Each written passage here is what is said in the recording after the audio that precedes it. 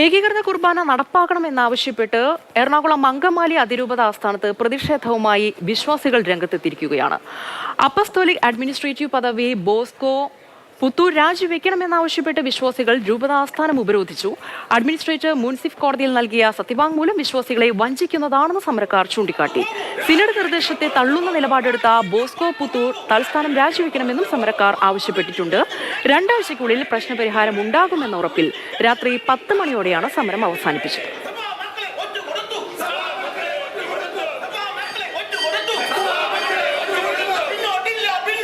ഇവിടെ ഞങ്ങളെ നിരന്തരം വഞ്ചിച്ചുകൊണ്ടിരിക്കുന്ന ഈ രൂപത അധ്യക്ഷൻ തൽസ്ഥാനം രാജിവെച്ചേ പറ്റൂ. ഇന്ത്യ മഹാരാജ്യത്തിൽ ശ്രേഷ്ഠമായ ഒരു ഭരണഘടനയുണ്ട്. എന്നാൽ ആ നിയമത്തെ വഞ്ചനാപരമായി ഉപയോഗിക്കുന്ന ഈ പുത്തൂർ രാജിവെച്ച് പോകണം. അത് സഭയെ അവഹേളിക്കലാണ്, ഇന്ത്യൻ ഭരണഘടനയെ അവഹേളിക്കലാണ്. ഇവിടെ ഈ കോറിഡോറിൻ്റെ വാതിൽ അവർ പൂട്ടിയിട്ടിരിക്കുന്നു. അതിനകത്താണ് പിതാവും ക്യൂരിയങ്ങളും ഒക്കെ താമസിക്കുന്നത്. അതിനാൽ ഇത് അവസാനിപ്പിക്കണം. ഇതിന് മറുപടി ഉണ്ടാകുന്നവരെ ഞങ്ങളിവിടെ നിന്ന് പോകാൻ തയ്യാറല്ല.